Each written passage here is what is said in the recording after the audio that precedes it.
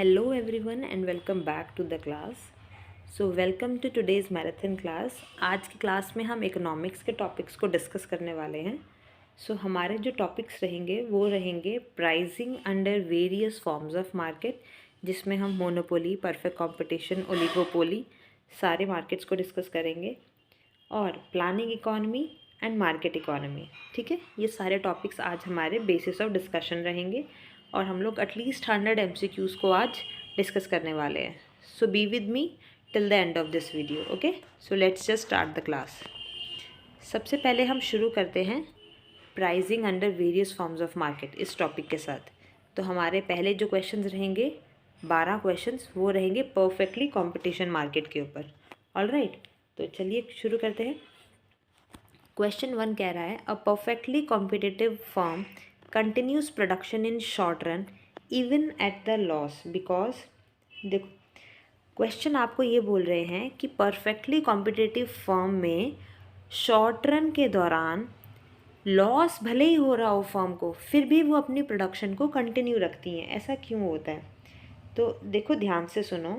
In perfect competition firm क्या कहलाई जाती है? Price taker. और शॉर्ट रन में दो प्रकार की कॉस्ट होती है. एक होती है फिक्स्ड कॉस्ट, एक होती है वेरिएबल कॉस्ट. फिक्स्ड कॉस्ट वो चाहे आप प्रोडक्शन करो या नहीं करो, आपको कॉस्ट देनी पड़ेगी. और वेरिएबल कॉस्ट जो है वो हमारी प्रोडक्शन के ऊपर डिपेंड रहती है. तो फर्म प्रोडक्शन तब तक जारी रखती है जब तक, मैं आपको लिख के बताती हूँ, जब तक उसका प्राइस, एक सेकेंड, जब तक उसका जो प्राइस है वो more than equals to average variable cost रहता है. क्यों? क्योंकि तब कम से कम वेरिएबल कॉस्ट तो उसकी रिकवर हो रही है ना, और फिक्स्ड कॉस्ट का कुछ हिस्सा भी कवर हो सकता है. फर्म शटडाउन कब करती है? जब उसकी ये प्राइस और एवरेज कॉस्ट के बीच में कैसे रिलेशन रहता है? प्राइस हो जाती है less than average variable cost, क्योंकि तब उसकी वेरिएबल कॉस्ट भी रिकवर नहीं हो रही होती है. ठीक है, तो इसलिए अब ज़रा ऑप्शंस को हम लोग डिकोड करते हैं. ऑप्शन ए बोल रहा है it aims to maximise output. So this is wrong. Firm का ऑब्जेक्टिव आउटपुट मैक्सिमाइज करना कभी नहीं होता है, इनका प्रॉफिट मैक्सिमाइज करना होता है. इसलिए ये ऑप्शन आपका गलत है. ऑप्शन भी बोल रहा है इट कवर्स फिक्स्ड कॉस्ट. तो ये भी गलत है. शॉर्ट रन में फिक्स्ड कॉस्ट तो आपको देनी ही पड़ेगी ना, चाहे प्रोडक्शन हो या ना हो. प्रोडक्शन का decision fixed cost per depend नहीं करता है, इसलिए ये भी गलत है. ऑप्शन सी बोल रहा है it covers at least variable cost. So ये करेक्ट है. अगर फर्म वेरिएबल कॉस्ट कवर कर लेती है तो फिक्स्ड कॉस्ट का कुछ हिस्सा रिकवर हो सकता है और लॉस उसका कम हो सकता है.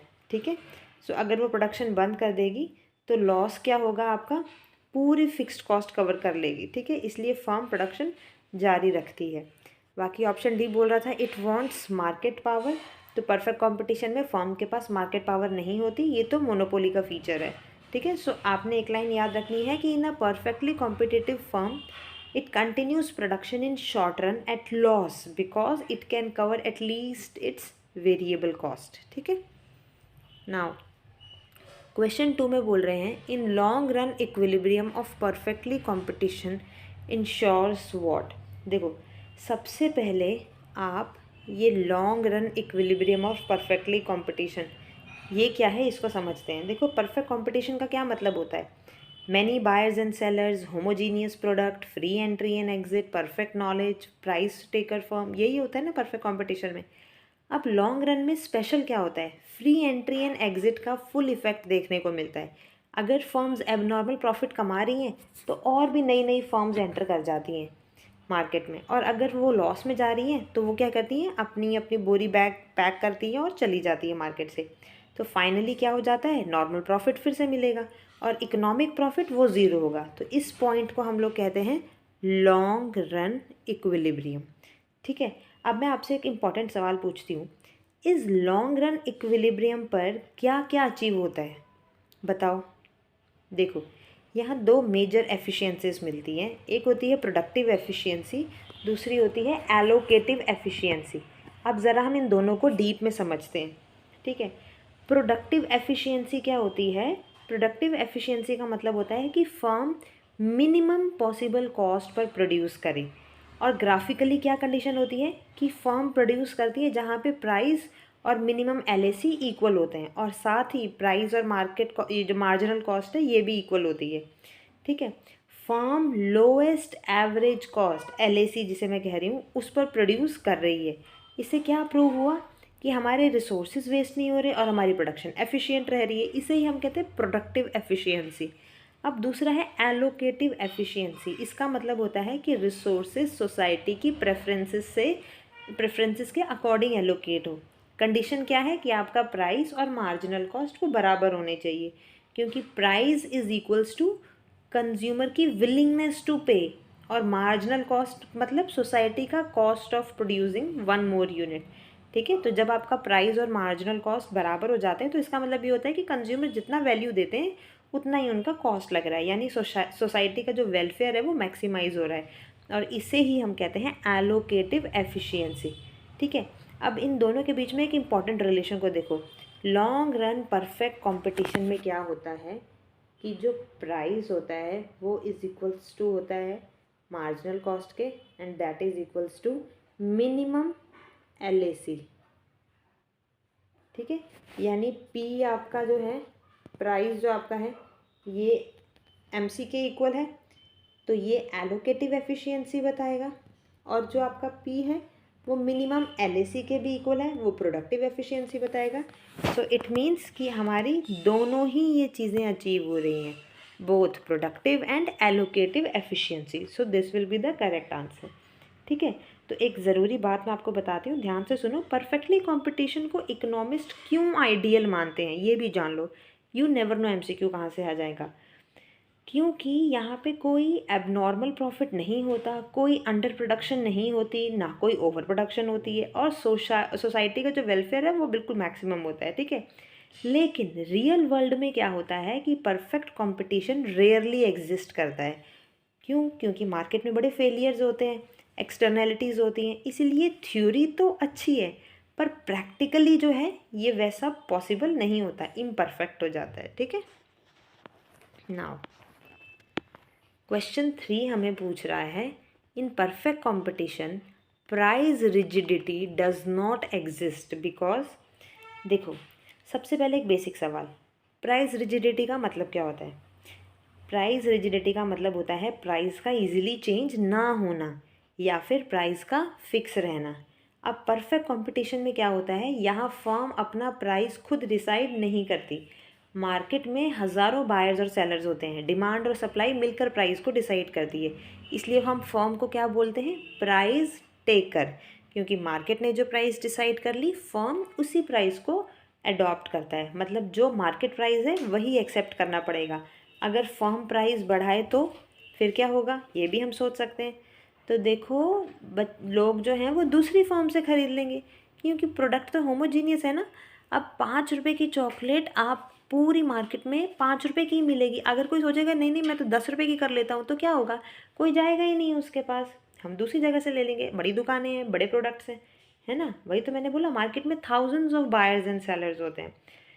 अब मान लो वो बंदा सोचे, फर्म सोचे कि मैं 5 रुपये की चॉकलेट को 2 रुपये में बेच देता हूँ। अब उसकी ज़रूरत ही नहीं है, क्योंकि वो ऑलरेडी जितना चाहे मार्केट प्राइस पर बेच सकते हैं, ठीक है। इसलिए यहाँ प्राइस आर्टिफिशियली रिजिड नहीं होता, प्राइस डिमांड सप्लाई के अकॉर्डिंगली फ्री चेंज होता रहता है। तो this is why price rigidity does not exist in perfect competition, ठीक है। So as per the given options सही आंसर हमारे पास क्या रहेगा? फर्म्स आर प्राइस टेकर्स, ठीक है। एक बार ऑप्शंस को वो कर लेते हैं, डिकोड कर लेते हैं, क्योंकि ऑप्शंस के बारे में भी आपको पता होना चाहिए, हमने रटा नहीं लगाना है। ए ऑप्शन बोल रहा था फर्म्स कॉल्यूड। देखो, कॉल्यूजन होता है ओलिगोपोली में, जहाँ फर्म्स मिलकर प्राइस फिक्स करती हैं, ठीक है। फिर बोल रहे थे प्रोडक्ट डिफ्रेंसिएशन। सो परफेक्ट कंपटीशन में प्रोडक्ट होमोजीनियस होता है, एक जैसा, हर जगह मंच मिल रही है चॉकलेट्स, हर जगह किटकैट मिल रही है। डिफ्रेंसिएशन नहीं होता है, डिफ्रेंसिएशन होता है मोनोपोलिस्टिक कंपटीशन में। फिर पूछ रहे थे barriers to entry. So perfect competition में फ्री एंट्री एंड एग्जिट होता है, बैरियर्स होते हैं मोनोपोली में, ठीक है। तो आपको हर एक चीज़ के फीचर्स पता होने चाहिए। नाउ क्वेश्चन 4 हमें बोल रहा है, the equality of AR and MR in perfect competition implies what. देखो, ये एक बड़ा इंपॉर्टेंट आइडेंटिटी है, वो याद रखो कि परफेक्ट कंपटीशन में क्या होता है, परफेक्ट कंपटीशन में जो आपका प्राइस है वो इक्वल होता है AR के, ये इक्वल होता है MR के। ठीक है, ये होता है परफेक्ट कंपटीशन में। अब समझते हैं कि कैसे होता है ये। देखो, AR क्या होता है, एवरेज रेवेन्यू क्या होता है? एवरेज रेवेन्यू होता है total revenue divided by Q। Perfect competition में फर्म हर यूनिट सेम प्राइस पर बेचती है, तो इसी वजह से P और AR आपका, प्राइस और AR आपका सेम होता है। अब मार्जिनल रेवेन्यू क्या होता है? मार्जिनल रेवेन्यू होता है extra revenue from selling one more unit. So यहाँ भी हर एडिशनल यूनिट सेम प्राइस पर ही बेचा जाएगा ना, क्योंकि परफेक्ट कंपटीशन है, तो इसलिए P और MR भी आपका बराबर हो जाएगा। इसीलिए ये रिलेशन बनता है P equal AR equal MR। और जब AR और MR ये दोनों आपके इक्वल हो जाते हैं, तो इसका मतलब क्या होता है कि डिमांड कर्व परफेक्टली इलास्टिक है, फर्म प्राइस टेकर है, प्रोडक्ट होमोजीनियस है और मार्केट में परफेक्ट कंपटीशन है। इसीलिए AR और MR इक्वल इम्प्लाई करता है परफेक्ट कंपटीशन को। ठीक है, सो सही आंसर हमारे पास क्या रहेगा? Option number B, perfect competition in the product market. यही क्वेश्चन में पूछा था ना कि AR और MR की इक्वालिटी जो है वो क्या रिप्रेजेंट करेगी, तो वो यही रिप्रेजेंट करेगी कि जो मार्केट है वो परफेक्ट कंपटीशन वाली है। ठीक है, समझ में आया? ठीक है, समझ में आ गया। अब हम बढ़ते हैं क्वेश्चन 5 की तरफ। क्वेश्चन 5 बोल रहा है, if price falls below AVC, price AVC से भी नीचे गिर गया है तो फर्म शट डाउन हो जाएगी। क्योंकि अब देखो, शॉर्ट रन में फर्म कब बंद होती है, इसका आंसर समझने के लिए हमें शट डाउन पॉइंट को समझना होगा। देखो, शॉर्ट रन में फर्म के पास दो टाइप की कॉस्ट होती है, जैसा मैंने आपको स्टार्टिंग में भी बताया। एक होती है फिक्स्ड कॉस्ट, एक होती है वेरिएबल कॉस्ट। अब मान लो कि मार्केट प्राइस जो है वो गिर गया, तो उस केस में क्या होगा? मार्केट प्राइस गिर जाएगा तो हमारा प्राइस जो है वो more than equals to AVC हो गया। एक केस हम ये समझते हैं और एक केस हम समझते हैं कि price is less then AVC है। ठीक है, दोनों केस को ध्यान से समझना। पहले वाले केस में, इस वाले में फर्म कम से कम आपकी वेरिएबल कॉस्ट कवर कर रही है ना, तो वो प्रोडक्शन को कंटिन्यू करेगी, क्योंकि फिक्स्ड कॉस्ट तो वैसे भी आपको देनी ही देनी है ना। और केस 2, इसमें देखो, जब आपकी प्राइस AVC से कम है तो यहाँ प्रॉब्लम शुरू होती है।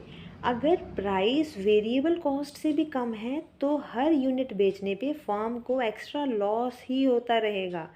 तो इसका मतलब ये है कि आपकी रेवेन्यू जो है वो कम होती जा रही है आपके खर्चों के कंपैरिजन में। तो इस सिचुएशन में प्रोडक्शन करना और ज़्यादा लॉस देगा। इसलिए रैशनल डिसीजन क्या होगा कि प्रोडक्शन को टेम्परेरली बंद कर दो, और इसी को ही हम शट डाउन पॉइंट कहते हैं। ठीक है, समझ में आया? तो अब गिवन ऑप्शंस में से सही आंसर हमारा क्या रहेगा? Option number B, variable cost not recover. नहीं हो रही ना हमारी वेरिएबल कॉस्ट रिकवर, इसलिए तो हमें दुकान बंद करनी पड़ रही है अपनी। अब ज़रा बाकी ऑप्शन देखते हैं। ए बोल रहा था फिक्स्ड कॉस्ट राइजेस, तो फिक्स कॉस्ट तो शॉर्ट रन में चेंज ही नहीं होगी ना, तो इसका तो ये कंसेप्ट ही गलत है। ऑप्शन सी बोल रहा था MC इंक्रीजेस, सो MC का इंक्रीज़ होना शट डाउन का रीज़न नहीं है। और लास्ट बोल रहा था AR बिकम ज़ीरो, तो AR ज़ीरो नहीं होता, प्राइस ज़ीरो होता तो AR ज़ीरो होता। ठीक है, so this is also not correct. Now 6 में बोल रहे हैं, normal profit in long run perfect competition is what. देखो, लॉन्ग रन में परफेक्ट कंपटीशन का सबसे इम्पॉर्टेंट रिजल्ट क्या होता है कि firm earn only normal profit. अब नॉर्मल प्रॉफिट क्या होता है, ज़रा इसे भी डिस्कस कर लेते हैं। नॉर्मल प्रॉफिट कोई एक्स्ट्रा अर्निंग नहीं होती, ये actually opportunity cost of entrepreneur होती है। इसका मतलब एंटरप्रेन्योर को उतना ही मिल रहा है जितना वो दूसरी बेस्ट ऑल्टरनेटिव जॉब में कर सकता था, कमा सकता था। ठीक है, इसीलिए नॉर्मल प्रॉफिट को हम इम्प्लिसिट कॉस्ट भी कहते हैं, पार्ट ऑफ टोटल कॉस्ट भी कहते हैं और इंक्लूडेड इन कॉस्ट भी कहते हैं। ठीक है, सो लॉन्ग रन इक्विलिब्रियम में क्या होता है, price is equals to minimum LAC, AR is equals to MR और इकोनॉमिक प्रॉफिट इज़ ज़ीरो। ये याद रखना है आपने। ठीक है, सो यहाँ ज़ीरो का मतलब लॉस नहीं होता, बल्कि सिर्फ नॉर्मल प्रॉफिट मिल रहा है। ठीक है, अगर सुपर नॉर्मल प्रॉफिट मिलता तो क्या होता, नई फर्म्स एंटर करती, सप्लाई और बढ़ती और प्राइस और गिर जाता और प्रॉफिट हमारा फिर नॉर्मल रह जाता है। इसीलिए लॉन्ग रन परफेक्ट कंपटीशन का फाइनल रिजल्ट होता है ओनली नॉर्मल प्रॉफिट। ठीक है, इसलिए सही आंसर क्या रहेगा? Option number B, included in cost. अब ए हमें बोल रहा था विंडफॉल गेन, तो ये तो अनएक्सपेक्टेड प्रॉफिट होता है, जैसे कि सडन प्राइस में इंक्रीज आ जाना। सी बोल रहा था super normal, so short run में हो सकता है बट लॉन्ग रन में सुपर नॉर्मल नहीं होता। डी बोल रहा था मोनोपोली गेन, सो मोनोपोली में एबनॉर्मल प्रॉफिट पॉसिबल नहीं होता है, ये परफेक्ट कंपटीशन में ही होता है। ठीक है, so option B is the correct answer. Now 7th question, ये हमें बोल रहा है entry of firms in long run eliminates what. देखो, लॉन्ग रन में एंट्री और एग्जिट फ्री होती है, ये परफेक्ट कंपटीशन की सबसे बड़ी अजम्पशन होती है। अब मान लो मार्केट में फर्म सुपर नॉर्मल प्रॉफिट कमा रही है, तो क्या होगा? नई नई फर्म्स अट्रैक्ट होंगी, इंडस्ट्री में एंट्री होगी, सप्लाई बढ़ेगी और मार्केट प्राइस गिर जाएगा। जैसे ही प्राइस गिरता है प्रॉफिट रिड्यूस होता है और लास्ट में क्या बचता है? सिर्फ नॉर्मल प्रॉफिट। इसलिए लॉन्ग रन में एंट्री एलिमिनेट करती है सुपर नॉर्मल प्रॉफिट को। ठीक है, सो सही आंसर हमारे पास ऑप्शन नंबर सी रहेगा। ठीक है, ए ऑप्शन बोल रहा था नॉर्मल प्रॉफिट, तो ये गलत है क्योंकि नॉर्मल प्रॉफिट एलिमिनेट नहीं होता, वही तो फाइनल रिजल्ट है, यही तो बचता है हमारे पास। बी बोल रहा था लॉस, तो लॉस होने पे फर्म एग्जिट करती हैं, एंट्री नहीं करती हैं। और डी बोल रहा था फिक्स्ड कॉस्ट, तो फिक्स्ड कॉस्ट एंट्री से एलिमिनेट नहीं होती है। ठीक है, so C will be the answer. Now 8th question बोल रहा है परफेक्ट कंपटीशन अज्यूम्स व्हाट। देखो, परफेक्ट कंपटीशन का फाउंडेशन क्या होता है कि all firms sell identical product, इसको हम बोलते हैं होमोजीनियस प्रोडक्ट। ठीक है, अगर प्रोडक्ट सेम है तो बायर इंडिफरेंट होता है किससे खरीदे, फर्म प्राइस चेंज नहीं कर सकती और परफेक्ट नॉलेज पॉसिबल होती है। हमें पता है कि जो छोटा वाला पैकेट है चिप्स का है, कुरकुरे का, वो 5 रुपये का ही मिलता है, उससे कम का नहीं मिलता। सो अगर डिफ्रेंसीशन होती, मतलब लेस भी है, कोई अंकल चिप्स है, कोई और नई नई अलग अलग वो हैं ब्रांड्स हैं, तो फर्म थोड़ा प्राइस कंट्रोल कर सकती थी, है ना। अब जैसे अंकल चिप्स का सबसे जो लीस्ट प्राइस वाला पैकेट है वो 10 का मिलता है, उससे कम तो आई गेस नहीं मिलता है, बट लेज़ में 5 का मिलता है ना। तो यहाँ पे फर्म थोड़ा प्राइस को कंट्रोल कर सकती हैं, जो परफेक्ट कंपटीशन में अलाउड नहीं होता है। इसलिए homogeneous product is the core assumption. So the correct answer will be option number C, homogeneous product. ठीक है, समझ में आ गया। बाकी ऑप्शन ए बोल रहा था जो सेलिंग कॉस्ट, ये गलत है क्योंकि सेलिंग कॉस्ट होता है मोनोपोलिस्टिक कंपटीशन में। बी बोल रहा था प्रोडक्ट डिफ्रेंसिएशन, सो ये भी मोनोपोलिस्टिक का ही फीचर है। और डी बोल रहा था पेटेंट राइट, तो ये तो मोनोपोली क्रिएट करता है, ये मोनोपोली का फीचर है। ठीक है, सही आंसर ऑप्शन सी रहेगा। नाउ क्वेश्चन 9 हमें पूछ रहा है industry equilibrium differs from firm equilibrium because. देखो, फर्म और इंडस्ट्री में डिफरेंस समझना बहुत इंपॉर्टेंट है। इंडस्ट्री क्या करती है? टोटल मार्केट सप्लाई डिटर्मिन करती है। इंडस्ट्री सप्लाई और मार्केट डिमांड मिलकर प्राइस को डिसाइड करती हैं। फर्म क्या करती है? गिवन मार्केट प्राइस पर अपना आउटपुट डिसाइड करती है। इसीलिए industry determines price through the demand and supply interaction and firm is a price taker and firm profit maximise करती है by matching its MR and MC। So firm equilibrium तभी होता है जब MR और MC बराबर होते हैं। मतलब इंडस्ट्रियल इक्विलिब्रियम होता है जब मार्केट डिमांड और मार्केट सप्लाई बराबर होते हैं। इन दोनों का इक्विलिब्रियम का कंसेप्ट डिफरेंट है इसीलिए। ठीक है, तो सही आंसर हमारे पास ऑप्शन नंबर ए रहेगा, industry determines supply. All right, so this will be the answer. बाकी जो बी बोल रहा था फर्म डिटर्मिन्स प्राइस, ये परफेक्ट कंपटीशन में जो फर्म होती है वो प्राइस टेकर होती है। और सी बोल रहा था फर्म कंट्रोल डिमांड, तो डिमांड मार्केट डिटरमिन करता है। डी बोल रहा था industry maximise profit, so profit maximisation firm level पर होता है। ठीक है, so this will be the option A will be the correct answer. Now question number 10, ये हमें बोल रहा है in perfect competition firm do not advertise because. देखो, परफेक्ट कंपटीशन में फर्म एडवर्टीजमेंट क्यों नहीं करती। सबसे पहले याद रखो कि परफेक्ट कंपटीशन की सबसे इंपॉर्टेंट अजम्पशन क्या होती है। अभी हमने पढ़ा होमोजीनियस प्रोडक्ट। सारी मार्केट में लेज़ का पैकेट 5 रुपये का ही बिक रहा है, ठीक है। मतलब हर फर्म सेम प्रोडक्ट बेच रही है, कोई ब्रांड डिफरेंस नहीं, कोई क्वालिटी डिफरेंस नहीं। अगर प्रोडक्ट आइडेंटिकल है तो एडवर्टीजमेंट का पर्पज़ क्या बचा, आप बताओ।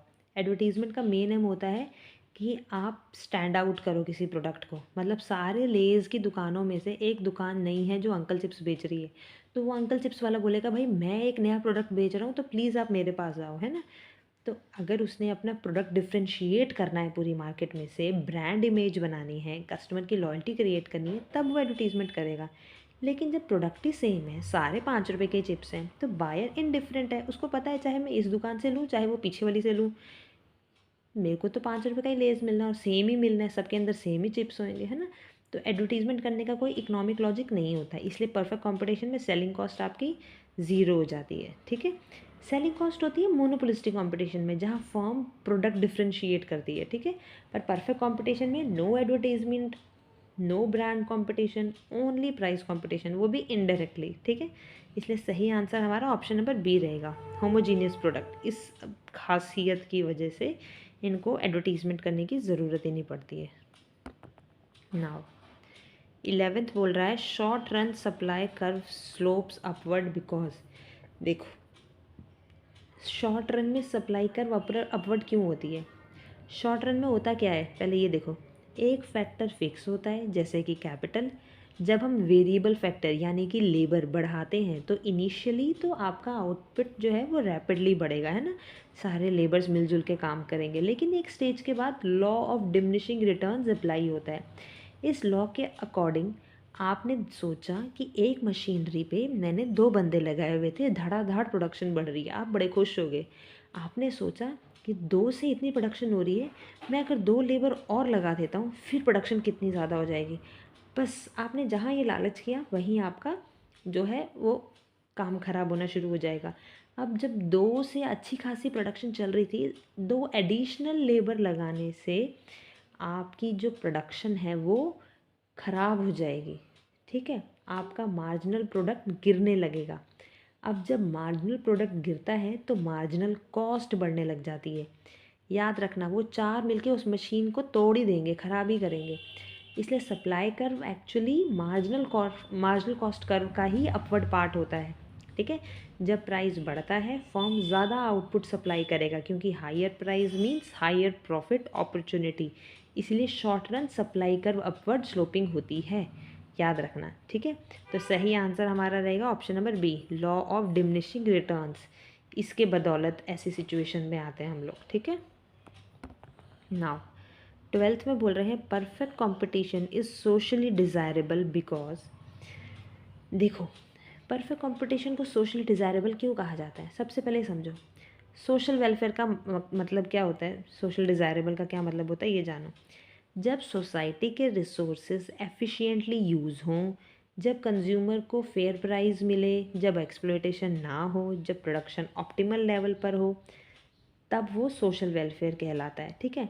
तो परफेक्ट कंपटीशन में क्या होता है, हमने अभी पढ़ा कितनी बार कि प्राइस और हमारी एमसी बराबर होती है, रिसोर्सेज एफिशिएंटली एलोकेट होते हैं, कोई आर्टिफिशियल रिस्ट्रिक्शन नहीं होता है आउटपुट के ऊपर, और कोई मोनोपोली पावर भी नहीं होती है। तो जब आपका प्राइस और मार्जिनल कॉस्ट बराबर होते हैं तो इसका मतलब होता है कि सोसाइटी जितना आउटपुट चाहती है उतना ही प्रोड्यूस हो रहा है, इसलिए यहाँ एलोकेटिव एफिशिएंसी होती है, ओके। और लॉन्ग रन में firms minimum cost per produce करती हैं, प्रोडक्टिव एफिशिएंसी अचीव होती है। सो जब प्रोडक्टिव और एलोकेटिव एफिशिएंसी दोनों हों तब मैक्सिमम सोशल वेलफेयर अचीव होता है, ठीक है। सो आपने याद रखना है कि perfect competition ensures consumer surplus is maximum, no dead weight loss, no price discrimination and no exploitation. इसीलिए इकोनॉमिस्ट इसको आइडियल मार्केट स्ट्रक्चर कहते हैं, ठीक है। तो सही आंसर रहेगा option number C, maximum social welfare. Alright, so this is the answer. चलिए अब हम बढ़ते हैं अपने अगले टॉपिक के ऊपर, मोनोपोली। सो अगले MCQs कुछ हमारे मोनोपोली पे बेस्ड होंगे, ठीक है। I hope a perfect competition आप लोगों को काफ़ी हद तक क्लियर हो गया है, ठीक है। कोई भी आप लोगों को डाउट होता है प्लीज़ मुझे कमेंट करके पूछ सकते हैं आप, ठीक है। नाउ 13th में हमें पूछ रहे हैं monopoly exist primarily due to what. देखो सबसे पहले एक बेसिक बात समझते हैं, मोनोपोली का मतलब क्या होता है। मोनोपोली में एक ही सेलर होता है, क्लोज सब्स्टिट्यूट नहीं होता है और फर्म प्राइस मेकर होती है। लेकिन सबसे इम्पॉर्टेंट क्वेश्चन ये है कि मोनोपोली टिकती कैसे है ना। तो वो देखो अब ज़रा आप देखो, अगर मार्केट में फ्री एंट्री हो जाए तो नए फर्म्स आ जाएंगे, कंपटीशन बढ़ेगा और मोनोपोली ख़त्म हो जाएगा। इसलिए मोनोपोली का बेस क्या है, बैरियर टू एंट्री। अब बैरियर कैसे लगाएंगे भाई, नए बंदों के आने को कैसे रोक सकते हो। आप कोई लीगल बैरियर लगा सकते हो। आपके पास एक ऐसा अनोखा प्रोडक्ट है जो कोई और ले आ ही नहीं सकता है, आपने उसे पेटेंट करवा दिया। आपने कोई ऐसा बिजनेस रखा, अगर कि कोई और कॉम्पिटिटर आएगा तो उसको ह्यूज कैपिटल की रिक्वायरमेंट होगी उस सेटअप करने के लिए, ठीक है। या आपने रॉ मटेरियल पर ही कंट्रोल कर रखा है, या गवर्नमेंट ने आपको प्रोटेक्शन दे रखी है, ठीक है। सो जब तक एंट्री रिस्ट्रिक्टेड है तब तक मोनोपोली आपकी सर्वाइव करती है। सो अमंग द गिवन ऑप्शंस आपको ए में फ्री एंट्री बोल रहे हैं, प्रोडक्ट होमोजेनिटी बोल रहे हैं, barriers to entry and price taking behaviour. So barrier to entry will be the correct answer, ठीक है। So patent right create monopoly, जिससे फार्मास्यूटिकल कंपनीज को कुछ सालों का ना एक्सक्लूसिव राइट मिलता है उस तरह से, तो ये फीचर है मोनोपोली का, ठीक है। So this will be the correct answer. Now 14th में पूछ रहे हैं a monopolist can increase price only by. देखो मोनोपोली में फर्म जो होती है वो प्राइस मेकर होती है, he is making the price. लेकिन एक इम्पॉर्टेंट रूल याद रखो, मोनोपोलिस्ट डिमांड कर्व फॉलो करता है। डिमांड कर्व होती है डाउनवर्ड स्लोपिंग, मतलब हायर प्राइस लेने के लिए आउटपुट आपको कम करना पड़ेगा। अगर मोनोपोलिस्ट ज़्यादा आउटपुट सप्लाई करेगा तो प्राइस गिर जाएगा, इसलिए अगर वो प्राइस बढ़ाना चाहता है तो क्या करेगा, अपने आउटपुट को रिस्ट्रिक्ट करेगा। और यही मोनोपोली का बेसिक स्ट्रैटेजी भी है कि आर्टिफिशियल स्कैरसिटी क्रिएट करो, प्राइसेस बढ़ाओ और प्रॉफिट को मैक्सिमाइज़ करो।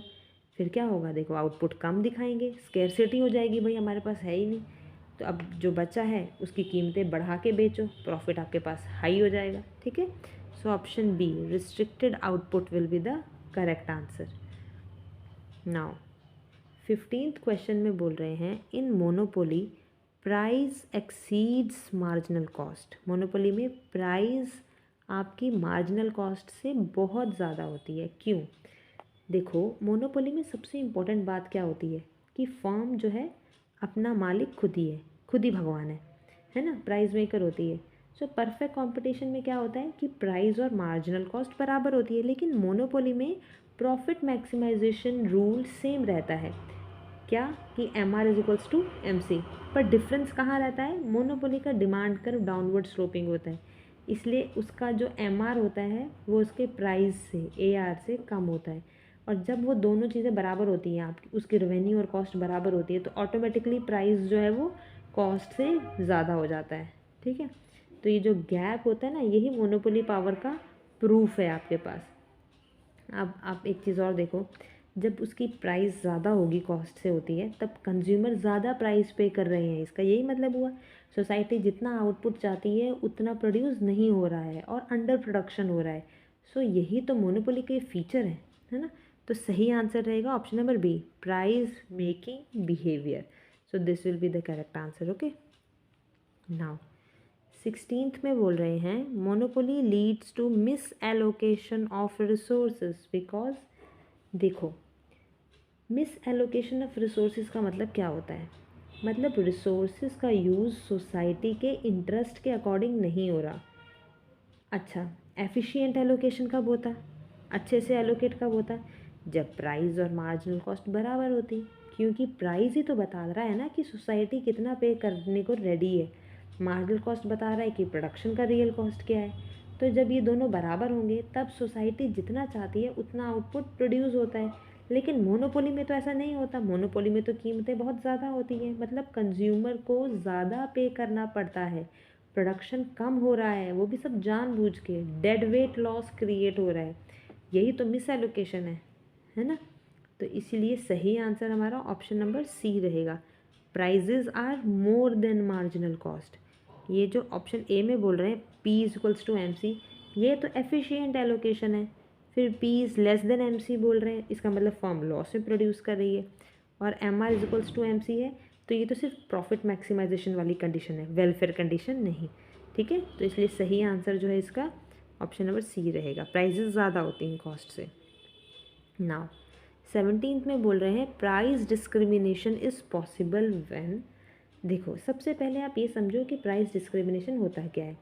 इसका मतलब होता है कि एक ही कॉस्ट लग रही है सामान को बनाने में, प्रोडक्ट भी सेम है, अलग अलग कस्टमर से, पर आप अलग अलग प्राइसेस चार्ज कर रहे हो। अब रियल क्वेश्चन ये है कि ये पॉसिबल कब होता है।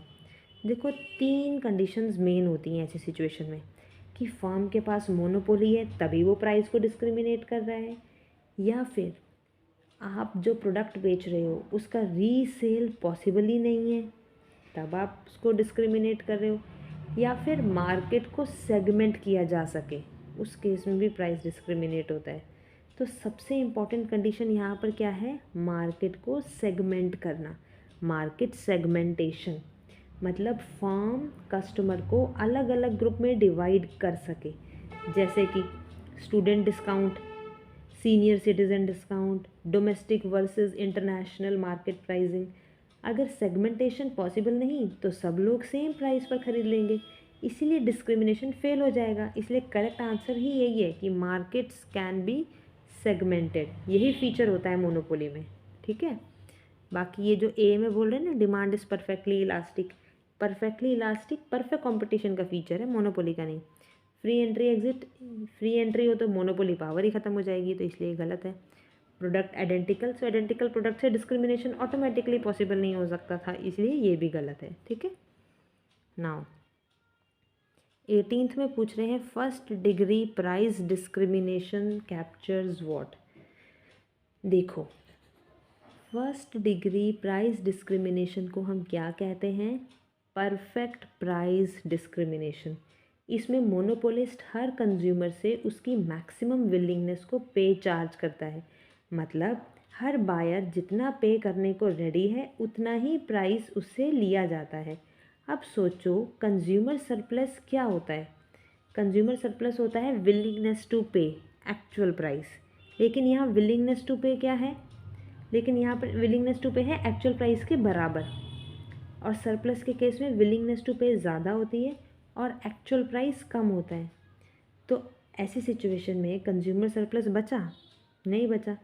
अब जो सरप्लस नॉर्मली कंज्यूमर को मिलता वो पूरा प्रोड्यूसर ले लेता है, इसीलिए first degree price discrimination captures the entire consumer surplus. ठीक है, सो नॉर्मल मोनोपोली में क्या होता है, सम कंज्यूमर सरप्लस बचा रहता है, और फर्स्ट डिग्री डिस्क्रिमिनेशन में कंज्यूमर सरप्लस ज़ीरो होता है और प्रोड्यूसर सरप्लस मैक्सिमम होता है। ठीक है, so correct answer will B entire consumer surplus.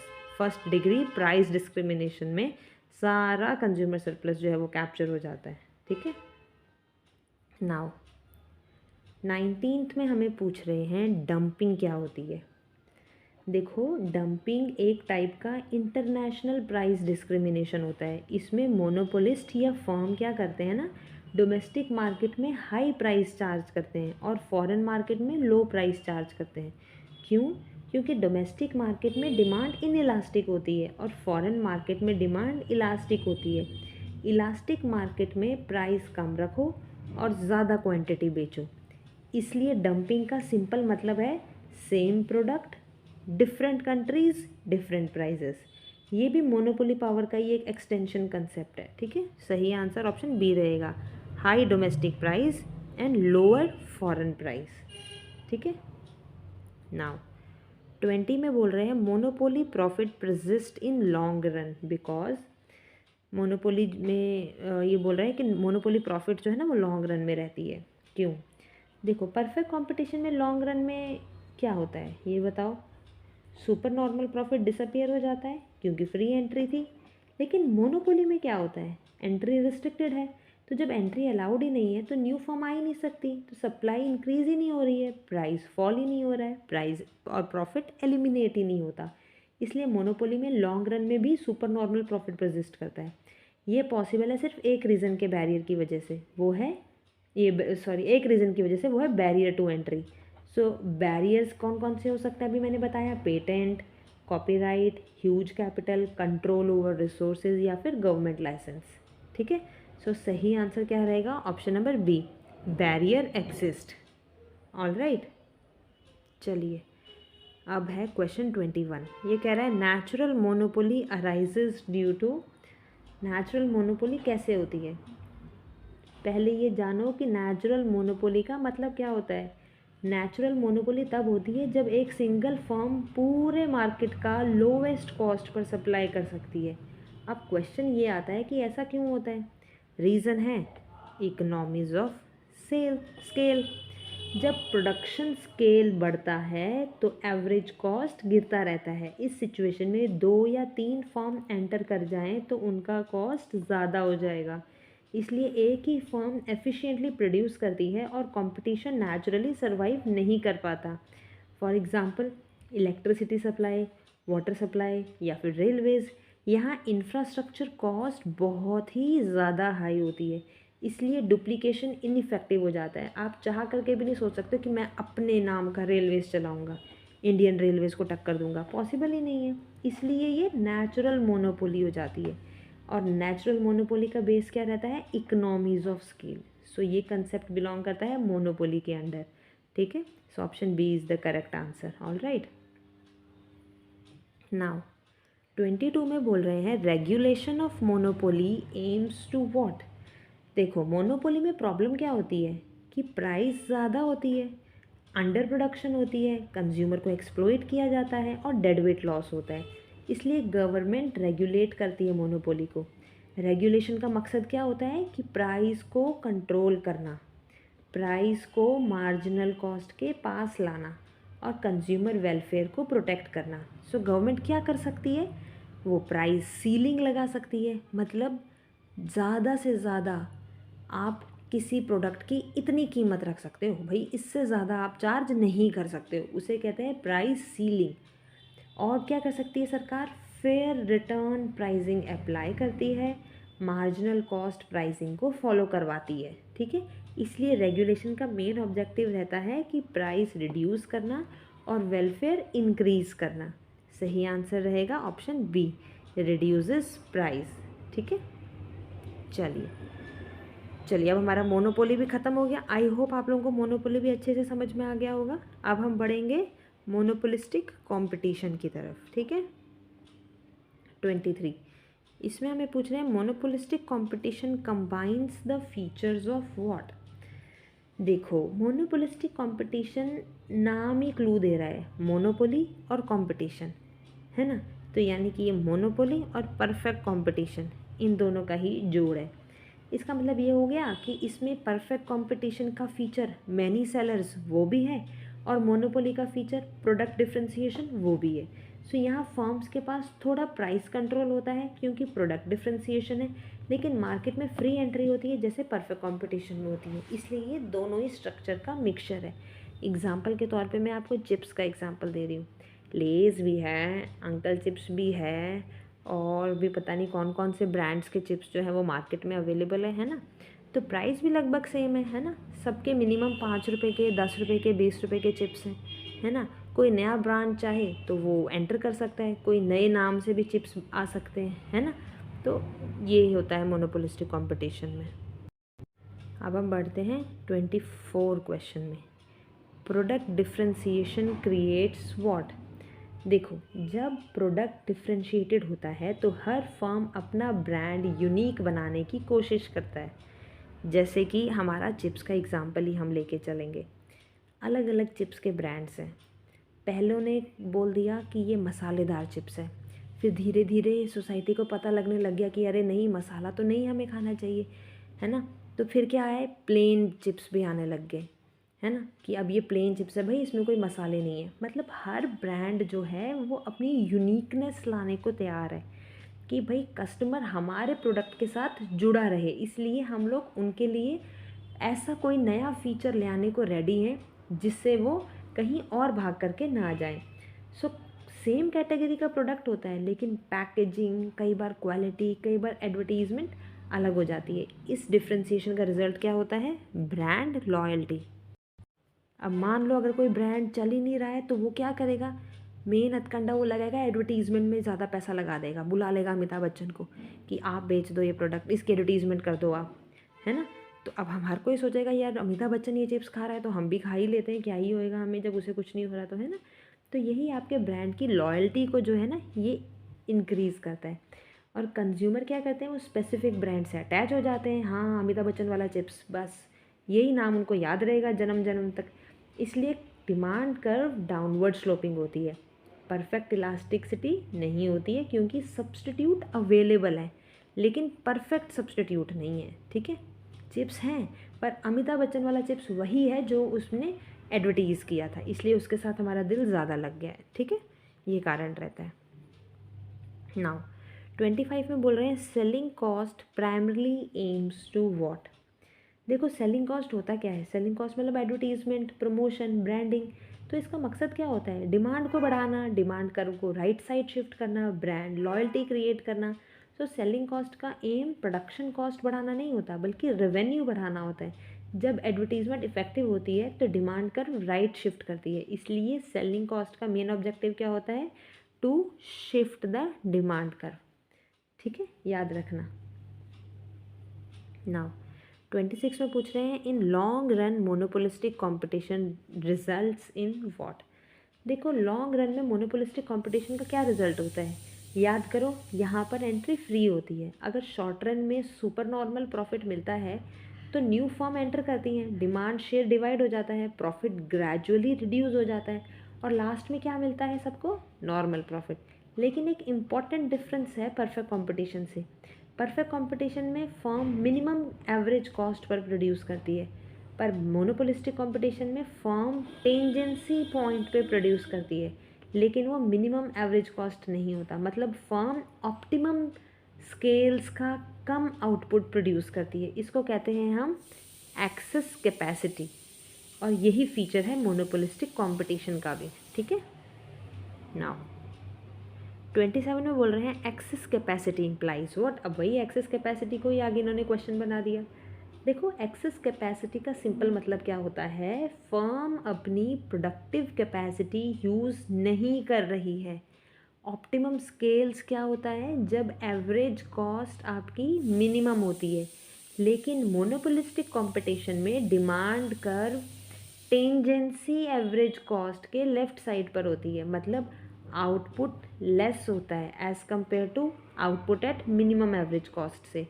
इसीलिए फर्म अंडर यूटिलाइज्ड कैपेसिटी के साथ काम करती है और इसी को हम एक्सेस कैपेसिटी कहते हैं। ठीक है, तो सही आंसर आपका रहेगा B, output below optimum scale. जितना आउटपुट होना चाहिए उससे कम जा रहा है वो। अब पूछ रहे हैं demand curve of firm is what.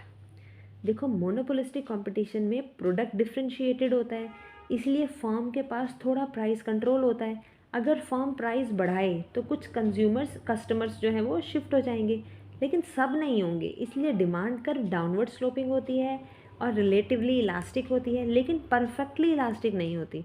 Horizontal demand curve होती है परफेक्ट कंपटीशन में। ठीक है, यहाँ डिफ्रेंसिएशन के कारण फर्म जो है वो प्राइस मेकर होती है, फुल नहीं, बस पार्शियल। इसलिए सही आंसर ऑप्शन सी रहेगा, डाउनवर्ड स्लोपिंग। नाउ 29 बोल रहा है group equilibrium concept given by whom. Group equilibrium concept किसने दिया था? अब आप देखो मोनोपोलिस्टिक कंपटीशन का मॉडर्न थ्योरी किसने दिया था? एडवर्ड चैम्बरलिन ने। उन्होंने ग्रुप इक्विलिब्रियम का कंसेप्ट दिया था। ग्रुप इक्विलिब्रियम का मतलब क्या होता है पता है? इंडस्ट्री को ग्रुप बोला जाता है क्योंकि यहाँ सिमिलर बट डिफ्रेंशिएटेड प्रोडक्ट्स होते हैं और लॉन्ग रन में फर्म्स नॉर्मल प्रॉफिट अर्न करती हैं, एक्सेस कैपेसिटी एग्जिस्ट करती है और डिमांड कर्व एवरेज कॉस्ट को टेंजेंसी करती है। ठीक है, सो ये पूरा मॉडल दिया था एडवर्ड चैम्बरलिन ने। So option number B will be the correct answer. Now 30 में बोल रहे हैं in long run firms earns what, so it earns normal profit. Long run में एंट्री फ्री होती है, अगर सुपर नॉर्मल प्रॉफिट रहा, सुपर नॉर्मल प्रॉफिट होगा तो न्यू फर्म आ जाएंगी ना, डिमांड शेयर कम हो जाएगा, प्रॉफिट रिड्यूस हो जाएगा, और अगर लॉस होगा तो फर्म एग्जिट कर जाएंगी, डिमांड शेयर बढ़ जाएगा और लॉस ख़त्म हो जाएगा। फिर क्या मिलेगा? फिर मिलेगा वही नॉर्मल प्रॉफिट। इसलिए लॉन्ग रन में मोनोपोलिस्टिक कंपटीशन का result normal profit plus excess capacity रहता है। ठीक है, so option C will be the correct answer. Okay, now 31 में बोल रहे हैं prices in monopolistic competitions is, so it is greater than marginal cost. Okay, so आपने याद रखना है कि मोनोपोलिस्टिक कंपटीशन में फर्म के पास क्या होता है? प्रोडक्ट डिफ्रेंसिएशन और थोड़ा सा प्राइस कंट्रोल। परफेक्ट कंपटीशन में क्या होता था? Price is equals to MC होता था, जिसे हम एलोकेटिव एफिशिएंसी कहते थे। लेकिन यहाँ डिमांड कर्व डाउनवर्ड स्लोप होती है। प्रॉफिट मैक्सिमाइजेशन की कंडीशन क्या है कि MR और MC आपके बराबर होने चाहिए, और क्योंकि MR प्राइस से कम होता है तो ऑटोमेटिकली प्राइस MC से बढ़ जाएगा। इसका मतलब क्या हुआ कि फर्म थोड़ा मार्कअप चार्ज कर रही है, एलोकेटिव एफिशिएंसी नहीं है, सोसाइटी को स्लाइटली हायर प्राइस देना पड़ रहा है, इसलिए मोनोपोलिस्टिक कंपटीशन में प्राइस MC से ग्रेटर होता है, और ये फीचर बिलोंग करता है मोनोपोलिस्टिक कंपटीशन को। ठीक है, तो सही आंसर ऑप्शन नंबर बी रहेगा। ठीक है, नाउ क्वेश्चन नंबर 32, इसमें हमें पूछ रहे हैं advertising Leeds to what. So देखो, एडवर्टीजमेंट का मेन पर्पस क्या होता है? ब्रांड इमेज को बनाना, कस्टमर लॉयल्टी को क्रिएट करना, प्रोडक्ट को यूनिक दिखाना। एडवर्टीजमेंट होमोजेनिटी क्रिएट नहीं करता बल्कि डिफ्रेंसिएशन क्रिएट करता है। फॉर एग्जांपल, सेम कैटेगरी का जो शैम्पू है लेकिन फ्रेगरेंस अलग होगी, पैकेजिंग अलग होगी, सेलिब्रिटी एंडोर्समेंट अलग होगी, इसलिए एडवर्टीजिंग का डायरेक्ट रिजल्ट होता है ब्रांड डिफ्रेंसिएशन। ठीक है, ये डिमांड कर्व को राइट शिफ्ट में भी कर देता है। ठीक है, और डिमांड को लेस इलास्टिक बना सकता है। सो इसलिए सही आंसर हमारा ऑप्शन नंबर बी रहेगा, brand differentiation. All right, okay, तो यहाँ पर हमारा ये टॉपिक भी ख़त्म हुआ। अब हम कवर करेंगे ओलिगोपोली को। ठीक है, बचे हुए क्वेश्चन सारे उसी के ही हैं। 33 में पूछ रहे हैं oligopoly is characterized by what. So देखो, ओलिगोपोली का बेसिक मीनिंग क्या होता है? ओलिगो का मतलब होता है फ्यू। ठीक है, तो इस मार्केट स्ट्रक्चर में फ्यू फर्म्स होती हैं एंड वे बहुत ही लार्ज होती हैं। हर फर्म का मार्केट शेयर सिग्निफिकेंट होता है, डिसीजन एक दूसरे को इम्पैक्ट करते हैं। For example telecom industry, airlines, car manufacturing, यहाँ कंपटीशन होता है लेकिन फर्म्स कम होती हैं, इसलिए ओलिगोपोली का मेन फीचर है फ्यू फर्म्स। ठीक है, option number B will be the correct answer. Now question 34 is asking interdependence among firms leads to what। So देखिए, ओलिगोपोली का सबसे बेसिक इंपॉर्टेंट फीचर क्या है? वो है इंटरडिपेंडेंस। मतलब एक फर्म अगर प्राइस चेंज करे तो दूसरी फर्म रिएक्ट ज़रूर करेगी, इसलिए हर फर्म अपना डिसीजन लेने से पहले सोचती है कि कॉम्पिटिटर क्या करेगा। ये सिचुएशन क्रिएट करती है स्ट्रैटेजिक बिहेवियर को। ठीक है, फर्म अपनी स्ट्रैटेजी कॉम्पिटिटर के रिएक्शन को ध्यान में रख कर बनाती है, इसीलिए ओलिगोपोली में गेम थ्योरी अप्लाई होती है, स्ट्रैटेजिक प्लानिंग होती है और प्राइस वॉर्स भी हो सकती हैं। ठीक है, so option B is the correct answer. Now 35 में पूछ रहे हैं kinked demand curve explains what. So it explains price rigidity. अब ज़रा समझो, किंक्ड डिमांड कर्व मॉडल का एम क्या होता है? ये एक्सप्लेन करता है ओलिगोपोली में प्राइस रिजिड क्यों रहते हैं। अब ज़रा लॉजिक को समझो, अगर एक फर्म प्राइस बढ़ाए, कॉम्पिटिटर्स फॉलो नहीं करेंगे तो डिमांड शार्पली गिर जाएगी। अगर फर्म प्राइस कम करे, कॉम्पिटिटर इमीडिएटली फॉलो करेगा तो डिमांड थोड़ी ही बढ़ेगी। तो इसका रिजल्ट क्या होगा कि फर्म प्राइस चेंज करने से डरती है, इसलिए प्राइस एक लेवल पर स्टिकी या रिजिड हो जाता है। तो डिमांड कर्व में एक किंक आ जाता है और MR कर्व में डिसकंटिन्यूटी आ जाती है। इसीलिए kinked demand curve model explain करता है price rigidity in oligopoly. Okay, now अब 36 में पूछ रहे हैं in kinked demand model demand above kink is what. So it is elastic. देखो, किंक्ड डिमांड कर्व मॉडल को ध्यान से समझो। इस मॉडल में डिमांड कर्व दो पार्ट्स में डिवाइड होता है। एक होता है किंक के ऊपर वाला पार्ट, एक होता है किंक के नीचे वाला पार्ट। अब सिचुएशन क्या है? अगर फर्म प्राइस बढ़ाती है यानी किंक के ऊपर मूव करती है तो कॉम्पिटिटर्स प्राइस फॉलो नहीं करते, तो तो कस्टमर शिफ्ट हो जाते हैं। उससे रिजल्ट क्या होता है कि डिमांड शार्पली गिर जाती है, मतलब क्वांटिटी डिमांडेड में बड़ा चेंज आता है। इसीलिए किंक के ऊपर डिमांड कर्व होता है हाईली इलास्टिक। इलास्टिक मतलब प्राइस में थोड़ा सा भी चेंज आने से डिमांड में बहुत ज़्यादा चेंज आ जाएगा, इसलिए सही आंसर आपका इलास्टिक है। ठीक है, ये मॉडल बिलोंग करता है ओलिगोपोली को। ओके, नाउ 37 पूछ रहा है कार्टेल एम्स एट व्हाट। तो देखो कार्टेल होता क्या है। कार्टेल में फर्म्स आपस में एग्रीमेंट करती हैं, आउटपुट डिसाइड करती हैं, प्राइस फिक्स करती हैं, मार्केट शेयर को डिवाइड करते हैं। कार्टेल का मेन ऑब्जेक्टिव क्या होता है? कंपटीशन को ख़त्म करना, मोनोपोली जैसा बिहेव करना और जॉइंट प्रॉफिट को मैक्सिमाइज करना। यानी सब फर्म्स मिलकर ऐसे बिहेव करती हैं जैसे एक सिंगल मोनोपोलिस्टिक हो। इसीलिए कार्टेल का एम क्या होता है? जॉइंट प्रॉफिट को मैक्सिमाइज करना। तो गिवन ऑप्शंस में से सी ऑप्शन आपका सही जाएगा इसमें। ठीक है, फिर 38 में पूछ रहे हैं collusive oligopoly resembles what. So देखो कोल्यूसिव ओलिगोपोली का मतलब होता है कि फर्म्स मिलकर डिसीजन लेती हैं। जब फर्म्स कोल्यूड करती हैं तो वो आउटपुट को रिस्ट्रिक्ट करती हैं, प्राइस हमेशा हाई रखती हैं और कंपटीशन को एलिमिनेट करती हैं। ये बिहेवियर एग्जैक्टली किस जैसा है? ये बिल्कुल मोनोपोली जैसा है, क्योंकि मोनोपोली में भी क्या होता है? सिंगल सेलर, आउटपुट रिस्ट्रिक्शन और हाई प्राइस। इसलिए कोल्यूसिव ओलिगोपोली रिजेंबल करता है मोनोपोली को। ठीक है, ऑप्शन बी। 39 पूछ रहा है प्राइस लीडरशिप इम्प्लाइज व्हाट। देखो प्राइस लीडरशिप क्या होता है? ओलिगोपोली में कभी कभी एक डोमिनेंट फर्म होती है जो सबसे बड़ी होती है। ये फर्म प्राइस सेट करती है, बाकी फर्म्स क्या करती हैं? उसे फॉलो करती हैं। इसे कहते हैं प्राइस लीडरशिप। ठीक है, तो इस प्राइस लीडरशिप के टाइप्स हो सकते हैं कि एक होगी डोमिनेंट फर्म लीडरशिप, एक होती है बैरोमेट्रिक लीडरशिप। ठीक है, लेकिन कोर आइडिया क्या है कि one firm is setting the price and others are following it. Option number B. ठीक है, now non collusive oligopoly involves what. Non collusive oligopoly का मतलब होता है कि फर्म्स के बीच कोई फॉर्मल एग्रीमेंट नहीं है। हर फर्म इंडिपेंडेंटली डिसीजन लेती है, लेकिन कॉम्पिटिटर के रिएक्शन को ध्यान में रखकर। इसलिए no explicit agreement, no joint output fixing, no price fixing officially.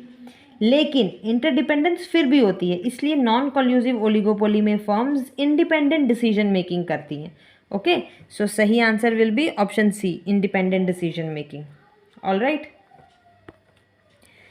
41 में पूछ रहे हैं प्रिजनर्स डायलेमा एक्सप्लेन्स व्हाट। देखो ओलिगोपोली में फर्म्स इंटरडिपेंडेंट होती हैं, ये हमें पता है। अगर दो फर्म्स कोल्यूजन करें यानी एग्रीमेंट करें तो दोनों को प्रॉफिट मिलता है। लेकिन प्रॉब्लम क्या है? हर फर्म के माइंड में ये डाउट होता है कि याद रहे अगर मैं एग्रीमेंट तोड़कर प्राइस कम कर दूं तो मेरा प्रॉफिट ज़्यादा हो सकता है। यही सिचुएशन प्रिजनर्स डायलेमा से एक्सप्लेन होती है, जो गेम थ्योरी का कंसेप्ट है। ठीक है, इस मॉडल में दोनों कॉर्पोरेट करेंगे तो स्टेबल प्रॉफिट रहेगा। अगर एक ने चीट कर लिया तो उसको एक्स्ट्रा प्रॉफिट हो जाएगा, और अगर दोनों चीट करेंगे तो प्राइस वॉर होगी और कम प्रॉफिट होगा।